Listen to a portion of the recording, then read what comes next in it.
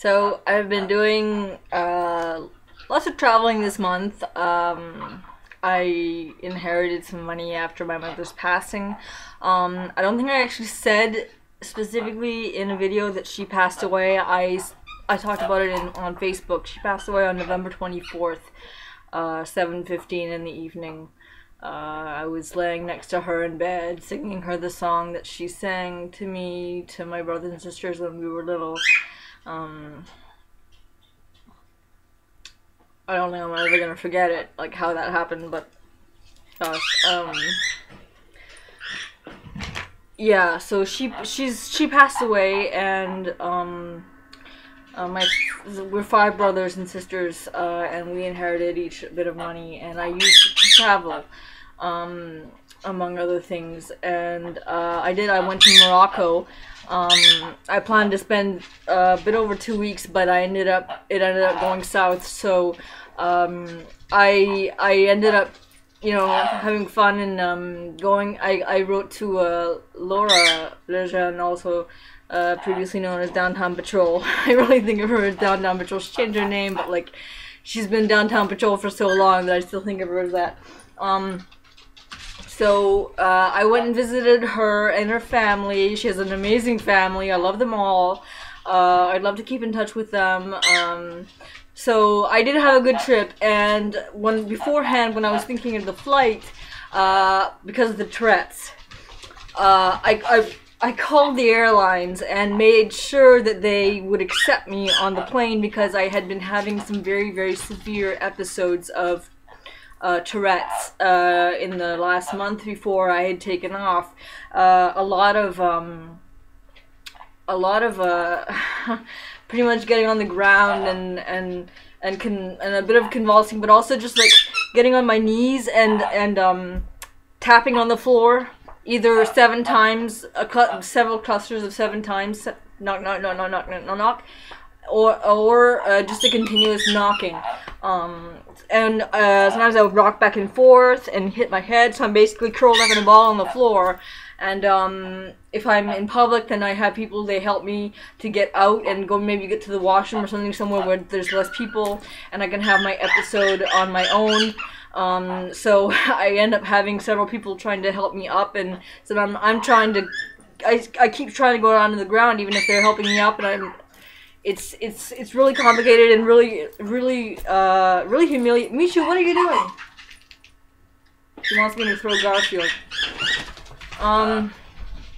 Yeah, very, very embarrassing. Very embarrassing. But I'm really grateful for the help I've been getting. I have such amazing people, like, helping me out, and like being there, like being on the gun, like right away. Like if they see me on the ground like that, then they'll help me out, or like, just talk to me through it if I'm not in a public place, and help me get through it.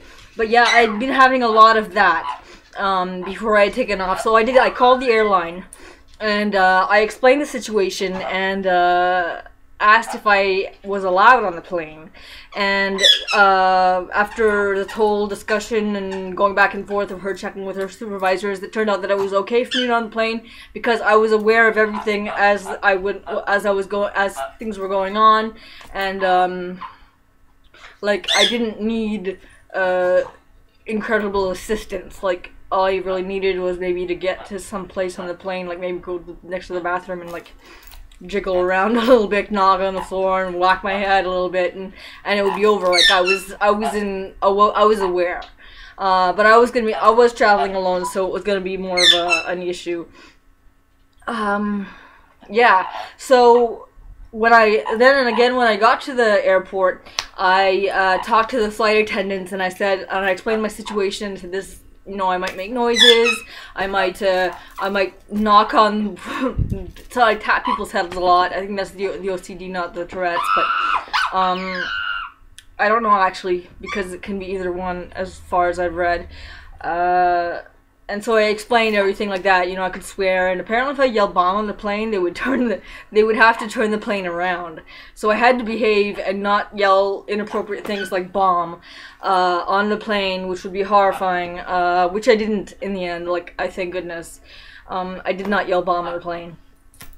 So some of the flight attendants were like, well, one of them, I tried to explain the situation. She's like, so you're paranoid and stuff like that. And I'm like, no, I make noises and I'm weird. I make movements. I'm not paranoid. I don't hallucinate. Like, did I say I was paranoid? I just make noises. I'm not, you know. Yeah. And on the way to, it was a flight to Morocco, and I had a young man sitting next to me, and we didn't say a word to each other for, I don't know, it was a few hours we were next to each other, but then at one point I was starting to knock around and like touch things and say weird things, and and the flight attendants, they came by and they said, could you come with me, young man, whatever, could you come with me? They spoke to him. And he got up and left with them, and he never came back. It was a 6 and something hour flight, and I didn't see him again. So I think that my wacko behavior, they probably, I don't know, maybe thought I was dangerous, or just like maybe just bothering him or something. And I really didn't want to bother anyone. That wasn't the idea. I was really very worried about bothering people, but they probably gave him another seat, which in the end, like, I felt bad, but in the end it was kind of nice because it was an overnight flight, and I got to have like two benches, and I could go like squirrel up in a little ball and sleep like that, so it was a lot easier to sleep than sitting up. So in the end it was kind of good, but still I ended up getting the guy to leave, and I don't know what they thought of me. I don't know. I explained the situation, but they didn't really understand maybe so much.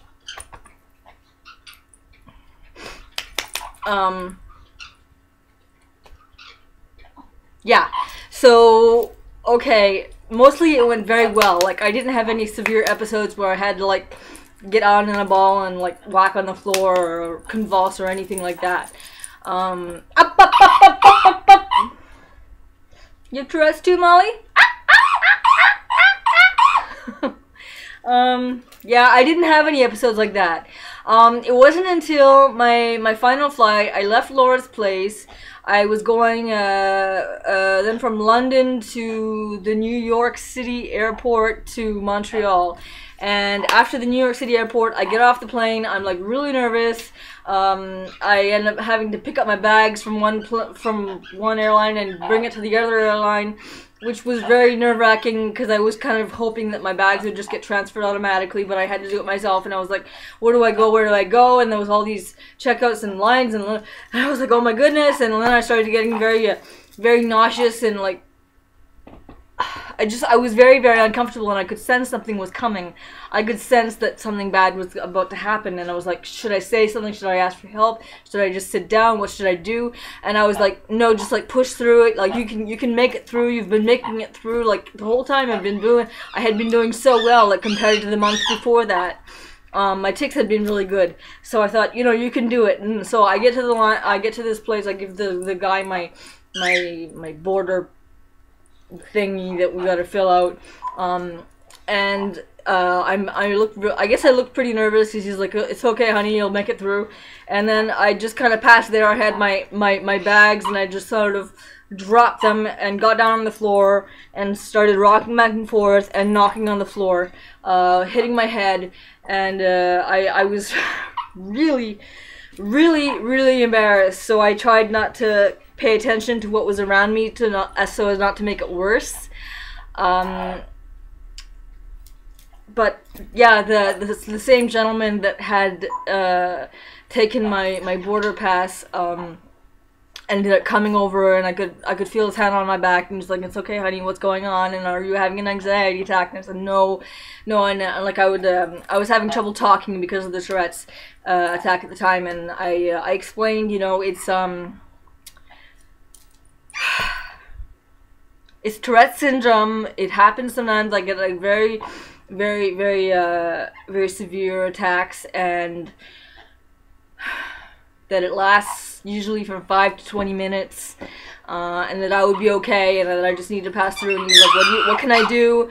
And I said, just talk to me. So he tried talking to me, and I eventually ended up convulsing a little bit. They thought I was having a seizure. I was like, no, it's not a seizure. But they ended up calling this cot. They ended up the ambulance. They called an ambulance and they came with this cot. I was so, oh my god, and I was just like, no, I'm fine. I don't need it. It was not a seizure.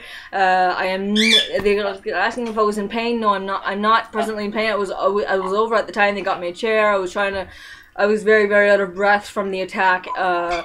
And I was trying to calm down, like, no, I'm not in pain right now. I'm just like, I'm fine. It wasn't a seizure. I'm fine. And I was just so, like, there was all these guards standing around me. And I had my hand over my face like this, over my eyes, and I was trying not to look at them because I was really, really, really embarrassed. And I was trying not to get more angst up than I really already was. Because it was awful. Just like, I mean, obviously they were just doing their job. And, you know, they had to, you know, close in the space so that, you know, all the, like, bazillions of people that were going by. It was bazillions of people. And so they had to kind of close off the area just by standing there. And then, oh gosh, it was just so, I was so angst, and I was, gosh, I just like, I don't even know how to describe it. I was just so, not humiliated, yes, but yes, like, sure, that, like, and they were very kind though, they were very good to me. They weren't misunderstanding or anything, you know. They asked if I had taken my meds, and I'm like, you know, yes, I had taken my meds, and what was I on, and all this stuff. So finally, anyways, I did end up, I almost missed my flight. I got in by the skin of my teeth. My bags didn't get on the plane, but I did, and I was just glad because I just wanted to get out of there. By the time I had gotten to Montreal, like, on the flight over, I was really not well, like, and I was still twitching a lot and doing weird things, so not quite to the same degree. And so I asked the flight attendant if I could have help getting off the plane after, and she said okay. And then she comes back, she says, do you need medical help off the plane? And I said, yes, I need help to get off the plane, like I need a wheelchair or something, because I was thinking of all the distance from that plane, because it was like an international flight, so it was gonna be all this check-in and distance walking, and I was like, there's no way I can do it in my condition. So they brought a wheelchair, and this nice man named Stefan, he helped me. He pushed me all the way through. I actually got to skip a bit of the lineups because I was in the wheelchair, and he just kind of brought me through. I did have to wait quite a while anyways, but it helped. So I guess that's kind of a benefit. But it was embarrassing, and I didn't really explain my situation to the man wheeling me around. I didn't really know what to say. It took a while before I even said, hi, my name is Melissa, and, you know, anyways, he was very kind, and he helped me to the exit. And then by the time my sister got there, I just, like, he left me on a bench, and I was waiting, and I didn't know where to call, and, like, I wanted to go to the payphone to call them to make sure that they were actually there, and I didn't think I could actually get up and bring all my bags to the phone and everything. So I was just like completely mental mess. And then my sister gets there, I start bawling.